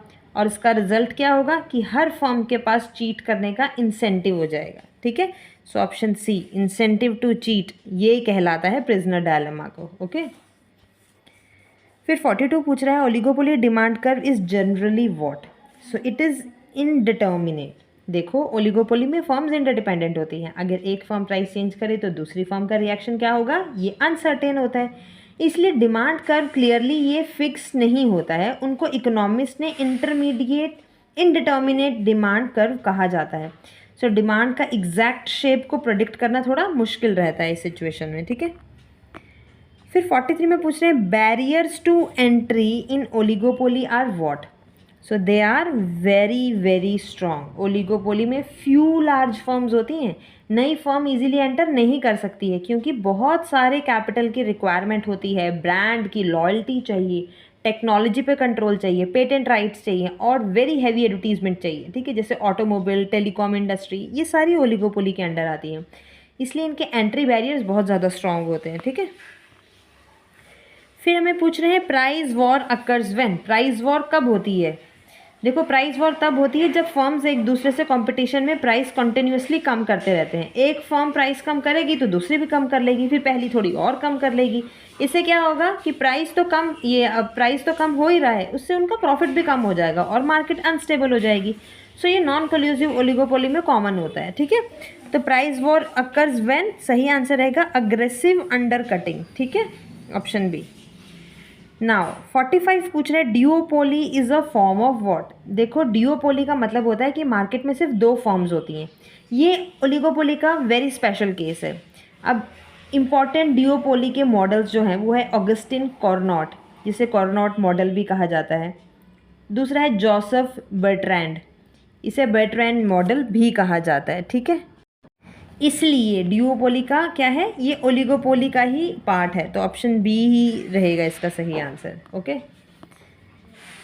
फिर 46 में हमें पूछ लिया, देखो Cournot model assumes competitions in what. देखो कॉर्नॉट मॉडल दिया था फ्रेंच इकोनॉमिस्ट ने, ऑगस्टिन कॉर्नॉट ने। इस मॉडल में अजम्पशन क्या थी कि सिर्फ दो फॉर्म्स रहेंगी, इसलिए इसे डुओपोली कहा जाता था, और दोनों फॉर्म्स साइमल्टेनियसली डिसीजन लेती हैं। लेकिन कंपटीशन किस चीज़ में होता है, वो होता है आउटपुट पे, ठीक है, क्वांटिटी के ऊपर, ओके। हर फर्म डिसाइड करेगी कि कितना प्रोडक्शन करेगी, प्राइस ऑटोमेटिकली मार्केट से डिटर्मिन होता है, इसलिए Cournot is equals to quantity competition model, okay. अब फिर 47 में दूसरा मॉडल इन लोगों ने पूछ लिया, Bertrand model assumes competitions in what. So it assumes in price. देखो ये मॉडल दिया था जोसेफ बर्ट्रैंड ने। यहाँ अजम्पशन थी कि फर्म्स क्वांटिटी फिक्स नहीं करेगी, डायरेक्टली प्राइस में कंपटीशन करेगी। अगर एक फर्म प्राइस कम करेगी तो दूसरी भी कम कर देगी। इससे रिजल्ट क्या रहेगा कि जो प्राइस है वो मार्केट कॉस्ट के बराबर तक गिर सकता है, इसलिए बर्ट्रैंड जो था वो प्राइस कंपटीशन कहलाया जाता है, ठीक है, प्राइस पे बेस्ड रहेगा। फिर 48 क्वेश्चन, इसमें हमें बोल रहे हैं स्टेकलबर्ग मॉडल इंट्रोड्यूस व्हाट। सो देखो स्टेकलबर्ग मॉडल में डिफरेंस क्या है, एक फर्म पहले आउटपुट डिसाइड करती है, वो रहेगी लीडर, और दूसरी फर्म बाद में रिएक्ट करती है, वो बनेगी फॉलोअर। सो इस मॉडल को इंट्रोड्यूस जो किया था वो था हेनरिक वॉन स्टेकलबर्ग ने। सो यहाँ डिसीजन साइमल्टेनियस नहीं सीक्वेंशियल होता है, ठीक है, इसलिए इसका सही आंसर जो है वो रहेगा option B, leader follower behaviour, ठीक है, इस बेसिस पे ये चलता है। फिर हमें पूछ रहे हैं price rigidity in oligopoly occurs because, मतलब ओलिगोपोली में प्राइस रिजिडिटी क्यों होती है। देखो ओलिगोपोली में हमें पता है फर्म इंटरडिपेंडेंट होती हैं, अगर एक फर्म प्राइस को बढ़ाए तो दूसरी फॉलो नहीं करेगी तो डिमांड गिर जाएगी, अगर प्राइस कम करे तो दूसरी भी कम करेगी तो फिर प्राइस वॉर स्टार्ट हो जाएगी। इसलिए फर्म्स प्राइस चेंज नहीं करती आमतौर पे। ये कंसेप्ट एक्सप्लेन करता है किंग्ड डिमांड कर्व मॉडल को, ठीक है, जो पॉल स्वीजी ने एक्सप्लेन किया था। तो सही आंसर रहेगा option B, fear of retaliation. इसकी वजह से ये लोग प्राइस रिजिडिटी, प्राइस को चेंज नहीं करते हैं, डर लगता है इनको। Now the last question of this topic, इसमें पूछ रहे हैं ओलिगोपोली मार्केट में लीड टू व्हाट। सो देखो ओलिगोपोली में प्राइस यूजुअली मार्जिनल कॉस्ट से ज़्यादा होता है, आउटपुट कंपटीशन लेवल से कम होता है। ये सिचुएशन मोनोपोली जैसी होती है। इससे रिजल्ट क्या होता है कि अंडर प्रोडक्शन होगी और वेलफेयर का लॉस होगा, ठीक है। सो ऑप्शन सी जो है ये हमारा सही बैठ रहा है इसके साथ। सो ओलिगोपोली एलोकेटिव एफिशिएंसी अचीव नहीं करता है, ये आपने याद रखना है, ठीक है। चलिए तो ये टॉपिक हमारा यहाँ पर होता है ख़त्म। अब हम कवर करते हैं प्लानिंग इकोनॉमी और मार्केट इकोनॉमी के क्वेश्चंस को, ठीक है। सो ये है हमारा पहला question. Now question 1 is asking in centrally planned economy allocation of resources is primarily determined by what. So देखो सेंट्रल प्लान्ड इकोनॉमी को कमांड इकोनॉमी भी कहते हैं। इसका बेस्ट एग्जाम्पल था फॉर्मर सोवियत यूनियन। यहाँ पे प्रोडक्शन क्या होगा गवर्नमेंट डिसाइड करेगी, कितना होगा गवर्नमेंट डिसाइड करेगी, किसके लिए होगा गवर्नमेंट डिसाइड करेगी। यानी allocation of resources price system से नहीं, सेंट्रल प्लानिंग अथॉरिटी के ऑर्डर से होता है, ठीक है। तो सही आंसर रहेगा option number B, governments directives, इनके हिसाब से चलेगा सब कुछ। 2 में पूछ रहे हैं the fundamental problem of what, how and for whom to produce in a market economy is solved by whom. So देखो मार्केट इकोनॉमी में कोई सेंट्रल प्लानर नहीं होता, यहाँ डिमांड सप्लाई इंटरेक्शन से प्राइस बनता है। प्राइस सिग्नल देता है प्रोड्यूसर्स को, अगर डिमांड ज़्यादा है तो प्राइस बढ़ेगा, प्रोडक्शन बढ़ेगा, अगर डिमांड कम है तो प्राइस गिरेगा, प्रोडक्शन कम होगा। इस कंसेप्ट को classical economist like Adam Smith ने इनविजिबल हैंड से एक्सप्लेन किया था। इसीलिए मार्केट में फंडामेंटल प्रॉब्लम सॉल्व होती है प्राइस मैकेनिज्म से, ठीक है। Option B will be the correct answer. Now अब पूछ रहे हैं consumer sovereignty is strongest in what. So देखो, कंज्यूमर सोवेरेनिटी का मतलब होता है कि consumer is king. So market economy में फर्म्स वही प्रोड्यूस करती हैं जो कंज्यूमर डिमांड करते हैं। अगर डिमांड नहीं तो फर्म लॉस में चली जाएगी। इसलिए डिसीजन मेकिंग पावर जो है वो किसके पास रहती है? वो रहती है कंज्यूमर्स के पास। और ये सारा सिस्टम कहाँ होता है? Market economy. Now fourth question में हमें पूछा जा रहा है profit motive is absent in what. So it is absent in socially planned economy. देखो, मार्केट इकोनॉमी या कैपिटलिस्टिक इकोनॉमी का इंजन क्या होता है? Profit motive. लेकिन सोशलिस्टिक प्लान्ड इकोनॉमी में प्रोडक्शन सोशल वेलफेयर के लिए होता है। प्राइवेट प्रॉफिट मैक्सिमाइजेशन करना गोल नहीं होता है, ठीक है। तो सही आंसर ऑप्शन नंबर सी ही रहेगा। 5 में पूछ रहे हैं economic planning mainly aims at what. So it aims to reduce inequalities. देखो, इकोनॉमिक प्लानिंग का मेजर गोल होता है इनकम इनइक्वालिटी को कम करना, पॉवर्टी को रिड्यूस करना, बैलेंस्ड रीजनल डेवलपमेंट करना। सो इंडिया ने इंडिपेंडेंस के बाद प्लानिंग कमीशन के थ्रू 5 ईयर प्लान स्टार्ट किए थे, जिनका मेन ऑब्जेक्टिव ही क्या था? सोशल जस्टिस और इक्वालिटी, ठीक है। So option B is the correct answer. Now, question 6 is asking, in a free market economy, equilibrium price is determined by whom? So, it is determined by demand and supply. Free market economy में price कैसे decide होता है? ना government decide करेगी, ना कोई planning authority. Price decide होती है डायरेक्ट डिमांड और सप्लाई के इंटरेक्शन से। जब डिमांड और सप्लाई बराबर हो जाएंगे वहीं इक्विलिब्रियम प्राइस होता है, ठीक है। ये कंसेप्ट जो था ये भी एडम स्मिथ के इनविजिबल हैंड थ्योरी से रिलेट करता है। अगर डिमांड ज़्यादा है तो प्राइस बढ़ जाएगा, अगर डिमांड ज़्यादा है, सॉरी उल्टा बोल दिया मैंने, अगर डिमांड ज़्यादा है तो प्राइस बढ़ेगा, और अगर सप्लाई ज़्यादा है तो फिर प्राइस गिरेगा, ठीक है। तो ये सही आंसर है। नाउ क्वेश्चन 7 में बोल रहे हैं हमें which systems give priority to social welfare over profit. कौन सी आपको सोशल वेलफेयर को प्रायोरिटी देती है as over to profit? So वो है सोशलिस्टिक प्लानिंग, ठीक है। सो मार्केट इकोनॉमी का मेन एम होता है प्रॉफिट मैक्सिमाइजेशन, लेकिन सोशलिस्टिक प्लानिंग में ऑब्जेक्टिव होता है सोशल वेलफेयर, इनकम इनइक्वालिटी को रिड्यूस करना, बेसिक नीड्स को फुलफिल करना, ठीक है। 8 में पूछ रहे हैं private ownership of means of production is a की फीचर ऑफ मार्केट इकोनॉमी। देखो, मीन्स ऑफ प्रोडक्शन यानी लैंड, लेबर, कैपिटल, एंटरप्राइज, ये मार्केट इकोनॉमी में फैक्ट्रीज प्राइवेट हैंड में होती है, बिजनेस प्राइवेट एंटरप्रेन्योर्स ओन करते हैं, प्रॉफिट मोटिव एग्जिस्ट करता है। और सोशलिस्टिक या कमांड सिस्टम में ओनरशिप गवर्नमेंट के पास होती है, ठीक है। याद रखना है आपने छोटी छोटी चीज़ें। नाउ क्वेश्चन 9 में पूछ रहे हैं in planning economy investment decision are taken by whom. So they are taken by government. Planning economy में कौन सी इंडस्ट्री में इन्वेस्ट होगा, कितना कैपिटल एलोकेट होगा, कौन सी सेक्टर प्रायोरिटी में होगी, ये सब डिसाइड करती है गवर्नमेंट। इंडिया में इंडिपेंडेंस के बाद प्लानिंग कमीशन इन्वेस्टमेंट एलोकेशन करता है थ्रू 5 ईयर प्लान्स, ठीक है। Economic planning reduces economic fluctuations because government controls output. Market economy में बूम और रिसेशन साइकिल कॉमन होते हैं, लेकिन प्लानिंग इकोनॉमी में गवर्नमेंट प्रोडक्शन कंट्रोल करती है, ओवर प्रोडक्शन अवॉइड होता है, अनएम्प्लॉयमेंट कंट्रोल करने की कोशिश होती है, इसलिए इकोनॉमिक फ्लक्चुएशंस कंपैरेटिवली कम होते हैं, ठीक है। A major criticism of planning economy is it is lack of incentive. देखो, प्लानिंग इकोनॉमी में प्राइवेट ओनरशिप लिमिटेड होती है, प्रॉफिट वीक होता है, और सैलरी मोस्टली फिक्स्ड होती है। तो प्रॉब्लम क्या होती है कि लोगों के पास एक्स्ट्रा मेहनत करने का इंसेंटिव कम होता है। अगर ज़्यादा काम करो या कम काम करो, इनकम हमेशा सेम है जैसे सरकारी नौकरियों में। इसलिए इनोवेशन और प्रोडक्टिविटी जो है आमतौर पर सरकारी दफ्तरों में स्लो हो जाती है, ठीक है। 12th में पूछ रहे हैं मार्केट इकोनॉमी में lead to what. So it leads to efficient allocation. Market economy में प्राइस मैकेनिज्म गाइड करता है प्रोडक्शन को। रिसोर्सेज शिफ्ट होते हैं जहां डिमांड ज़्यादा होती है, इसलिए थ्योरेटिकली एलोकेटिव एफिशिएंसी अचीव होती है through P is equals to price is equals to marginal cost के, ठीक है। सो ये क्लासिकल इकोनॉमिक्स जैसे एडम स्मिथ ने सपोर्ट किया था।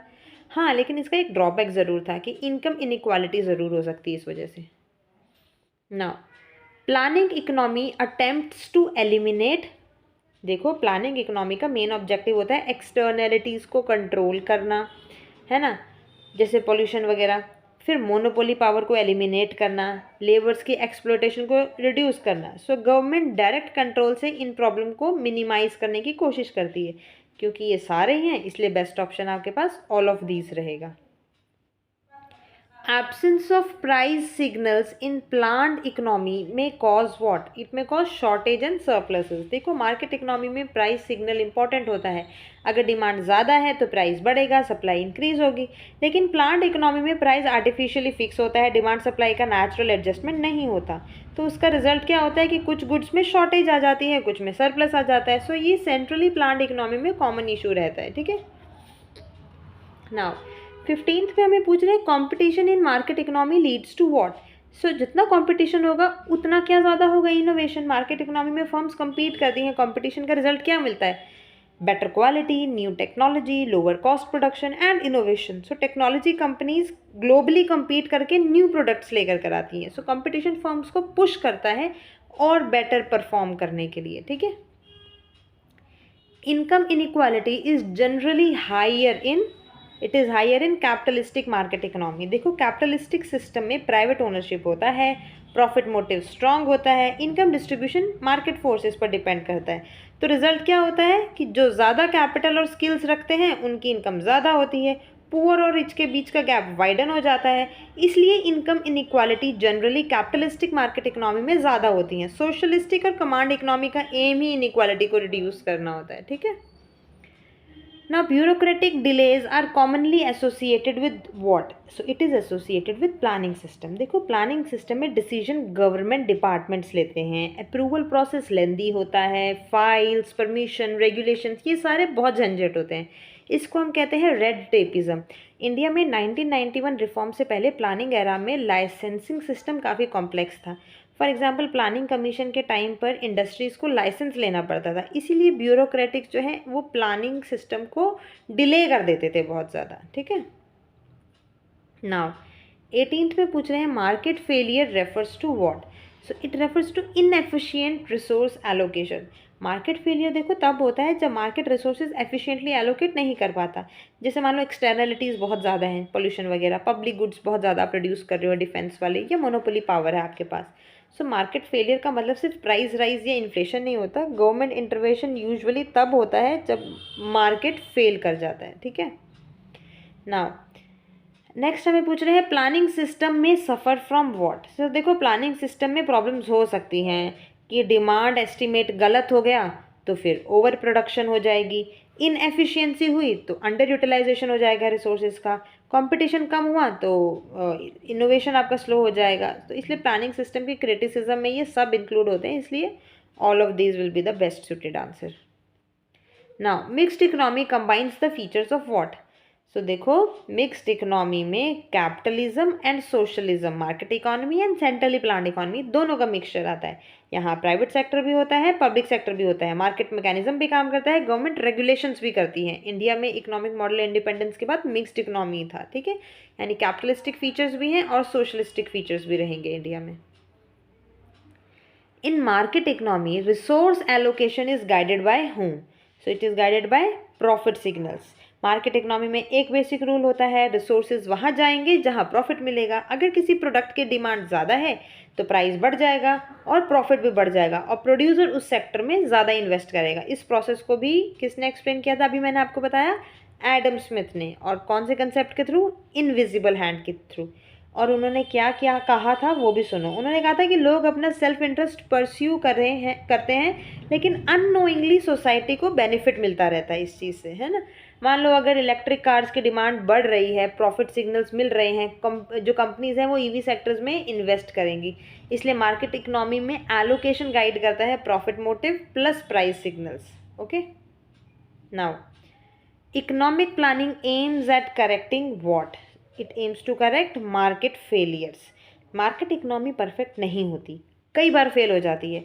जैसे कि पॉल्यूशन हो गया, ये नेगेटिव एक्सटर्नलिटी होगी। पब्लिक गुड्स, उसमें कोई आ गया त्रुटि, defence, street lights, monopoly power आ गई, इनकम इनइक्वालिटी आ गई। सो प्लानिंग में जस्टिफिकेशन होता है इन डिस्टॉर्शन को करेक्ट करना, इसलिए गवर्नमेंट इंटरवीन करती है। कैसे? सब्सिडीज़ दे के, टैक्सेस लगा के, रेगुलेशन डाल के, पब्लिक सेक्टर की प्रोडक्शन करके। सो प्लानिंग का पर्पज़ होता है मार्केट को रिप्लेस करना, प्लानिंग को रिप्लेस करना नहीं बल्कि उसकी वीकनेस को करेक्ट करना, ठीक है।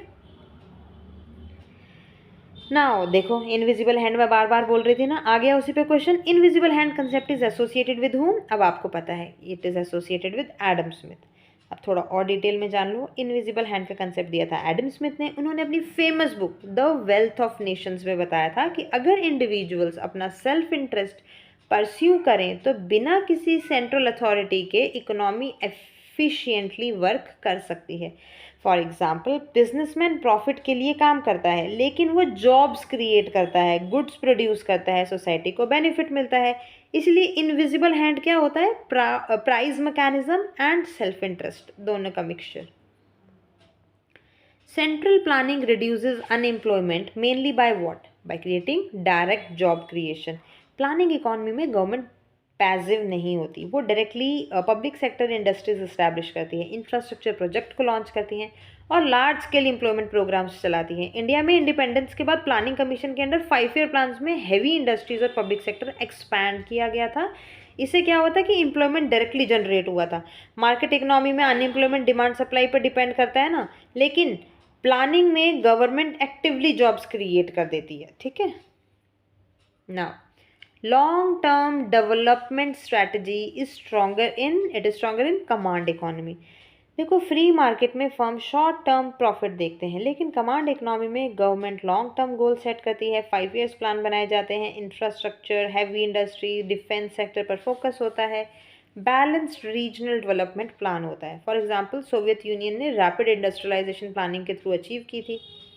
और कमांड इकोनॉमी में सेंट्रलाइज्ड अथॉरिटी में क्या होता है कि लॉन्ग टर्म स्ट्रेटेजी इंप्लीमेंट कर सकती है without short term profit pressure, ठीक है ना। मार्केट इकोनॉमी में इग्नोर व्हाट? देखो, मार्केट इकोनॉमी क्या इग्नोर कर सकती है? मार्केट इकोनॉमी इग्नोर करती है पब्लिक गुड्स को। मार्केट इकोनॉमी का बेसिक रूल क्या है? Produce only what gives profit. अब प्रॉब्लम क्या होती है? पब्लिक गुड जैसे कि defence, street light, national security, इनमें फ्री राइडर प्रॉब्लम होती है। लोग बिना पे किए बेनिफिट ले सकते हैं, इसलिए प्राइवेट फर्म्स इन गुड्स को प्रोड्यूस करना अवॉइड करती है। इस सिचुएशन को इकोनॉमिस्ट ने मार्केट फेलियर बोला है। Market system naturally public goods को इग्नोर कर सकता है, ठीक है, तो ये सही आंसर रहेगा। Now, public goods are under provided in. Public goods कहाँ पे कम प्रोवाइड होते हैं? अभी ये पिछला क्वेश्चन भी इससे रिलेटेड था। अब इस क्वेश्चन का आंसर मैं आपको नहीं बताऊंगी, इस क्वेश्चन का आंसर आप मुझे बताओगे, ठीक है। तो do let me know the correct answer in comment box, ठीक है। कमेंट करके मुझे इसका सही आंसर आपने बताना है कि इसका सही आंसर क्या रहेगा। ओके, नाउ सीधा क्वेश्चन 28 पर आते हैं। ये हमें बोल रहा है सेंट्रलाइज्ड कंट्रोल में रिड्यूस। सेंट्रलाइज्ड कंट्रोल क्या रिड्यूस कर सकता है? सबसे पहले तो हम ज़रा क्वेश्चन का मतलब समझते हैं। सेंट्रलाइज्ड कंट्रोल का मतलब होता है कि सारे डिसीजंस टॉप मैनेजमेंट के पास होते हैं, नीचे के लेवल को कम अथॉरिटी होती है। अब सवाल पूछ रहा है कि सेंट्रलाइज्ड कंट्रोल किस चीज़ को कम कर सकता है। ज़रा सारे ऑप्शंस को एक बार हम लोग एनालाइज करते हैं। ए बोल रहा है करप्शन, तो ये है गलत। सेंट्रलाइजेशन से करप्शन कम भी हो सकता है और बढ़ भी सकता है, लेकिन मैनेजमेंट थ्योरी में मेन डिसएडवांटेज करप्शन को नहीं माना जाता, इसलिए ये गलत है। फिर ऑप्शन बी बोल रहा है फ्लेक्सिबिलिटी, ये है सही आंसर। देखो, सेंट्रलाइजेशन में डिसीजन ऊपर से आते हैं, लोअर लेवल एम्प्लॉय खुद डिसीजन नहीं ले पाते हैं, इसलिए चेंजेस भी जल्दी इंप्लीमेंट नहीं हो पाते हैं और एज अ रिजल्ट क्या हो जाता है कि आपकी फ्लेक्सिबिलिटी कम हो जाती है। सो ये सेंट्रलाइज्ड कंट्रोल का मेन ये है डिसएडवांटेज है, इसलिए यही सही आंसर है, ठीक है। एक बार सी डी को भी डिस्कस कर ही लेते हैं। सी बोल रहा है स्टेबिलिटी। सो सेंट्रलाइजेशन से स्टेबिलिटी जनरली बढ़ती है, कम नहीं होती, इसलिए ये गलत था। इक्वालिटी, सो सेंट्रलाइजेशन का इक्वालिटी से डायरेक्ट रिलेशन नहीं होता, इसलिए ये भी गलत है। तो final answer is flexibility, it is the correct answer, ठीक है। नाउ 29 पूछ रहा है profit motive encourages what? Profit motive क्या एनकरेज करता है? देखो, प्रॉफिट मोटिव किस चीज़ को बढ़ावा दे रहा है? सही आंसर है इनोवेशन। प्रॉफिट कमाने के लिए जो फर्म्स हैं वो नए नए प्रोडक्ट्स बना रही हैं, नई टेक्नोलॉजी का यूज़ कर रही है और नए आइडियाज़ ला रही है ताकि कंपटीशन में आगे रहें और प्रॉफिट बढ़े, इसलिए प्रॉफिट मोटिव इनोवेशन को एनकरेज करता है। So this is the correct answer, ठीक है। Now question number 30, planning economy promotes what? सही आंसर है इसका option number B, equal income distribution. देखो, प्लानिंग इकोनॉमी का प्राइमरी ऑब्जेक्टिव होता है इनकम इनइक्वालिटी को रिड्यूस करना, सोशल जस्टिस को इंश्योर करना और बेसिक नीड्स को फुलफिल करना। इंडिया में इंडिपेंडेंस के बाद प्लानिंग कमीशन ने 5 ईयर प्लान्स के थ्रू रीडिस्ट्रीब्यूशन पॉलिसीज अडॉप्ट की थी। प्लानिंग में competition limited, price often control और कंज्यूमर सोवेनिटी वीक थी, इसलिए करेक्ट आंसर आपका इक्वल इनकम डिस्ट्रीब्यूशन रहेगा। नाउ 31 बोल रहा है economic freedom is maximum in what. So ना तो ये सोशलिस्ट में है, ना ये कमांड में है, ना कंट्रोल्ड में है। सही आंसर है मार्केट इकोनॉमी। देखो, इकोनॉमिक फ्रीडम का मतलब क्या होता है कि अपना बिजनेस स्टार्ट करने की फ्रीडम, प्राइस डिसाइड करने की फ्रीडम और इन्वेस्टमेंट डिसीजन लेने की फ्रीडम। सो ये सारी फ्रीडम आपको कहाँ मिलेगी? ये मार्केट इकोनॉमी में मिलेगी, प्राइवेट ओनरशिप में मिलेगी। गवर्नमेंट इंटरफेरेंस होता तो है पर उतना ज़्यादा इसमें नहीं होता जितना बाकी इकोनॉमीज में होता है, इसलिए इकोनॉमिक फ्रीडम सबसे ज़्यादा कहाँ मिल रही है आपको? मार्केट इकोनॉमी में मिल रही है। ठीक है, फिर पूछा है जी price ceiling is more common in which economy. So it is more common in planning economy. देखो, प्राइस सीलिंग का मतलब होता है कि गवर्नमेंट मैक्सिमम प्राइस फिक्स कर देती है। ये तब होता है जब गवर्नमेंट इसेंशियल गुड्स को अफोर्डेबल बनाना चाहती है, इन्फ्लेशन को कंट्रोल करना चाहती है। सो प्लानिंग इकोनॉमी में प्राइस कंट्रोल कॉमन होता है। फ्री मार्केट में प्राइसेस डिमांड सप्लाई से डिसाइड होता है, याद रखना। ठीक है, now black marketing is often linked with, so it is linked with strict price control. जब गवर्नमेंट प्राइस सीलिंग लगा देती है, ऑफिशियली प्राइस लो होता है, डिमांड ज़्यादा होती है, तो शॉर्टेज क्रिएट होता है। तो लोग ना क्या करते हैं कि गुड्स को सीक्रेटली हायर प्राइस पर बेचने लगते हैं। इसी को हम कहते हैं ब्लैक मार्केटिंग। सो ये स्ट्रिक्ट प्राइस कंट्रोल का साइड इफेक्ट कहलाया जाता है।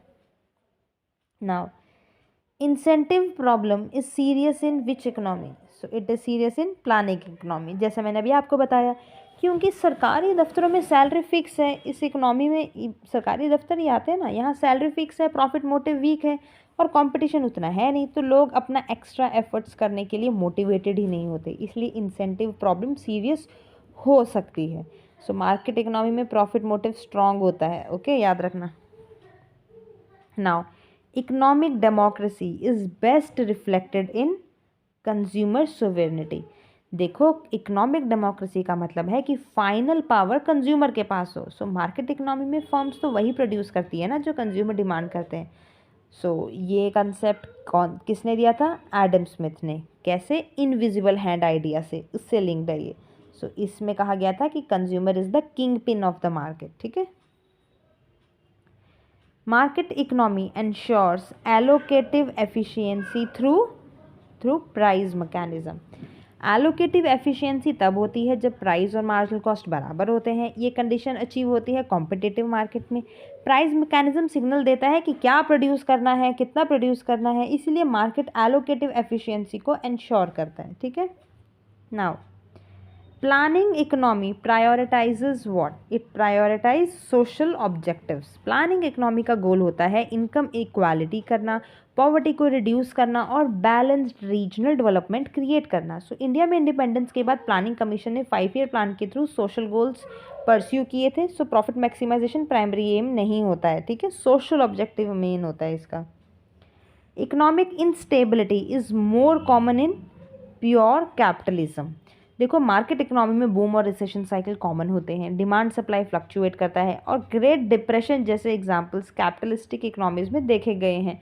सो प्लानिंग इकोनॉमी में गवर्नमेंट आउटपुट कंट्रोल करती है, इसलिए इंस्टेबिलिटी रिलेटिवली कम होती है। Now wealth concentration is a typical of market economy. Market economy में कैपिटल प्राइवेट हैंड्स में होता है, लार्ज फर्म्स वेल्थ एक्यूमुलेट करती हैं। एज अ रिजल्ट रिच और पुअर के बीच का गैप वाइडन हो सकता है। ठीक है, planning reduces regional disparities through what? By targeted investment. So planning economy में गवर्नमेंट बैकवर्ड रीजन्स को आइडेंटिफाई करती है और वहाँ इंडस्ट्रीज इस्टेब्लिश करती है, इंफ्रास्ट्रक्चर को डेवलप करती है। इंडिया में 5 ईयर प्लान्स के थ्रू बैकवर्ड एरिया में डेवलपमेंटल पुश दिया गया था। Under what? Under planning commission. इसलिए प्लानिंग रीजनल इम्बैलेंसेस को रिड्यूस करने का एक बहुत अच्छा टूल है।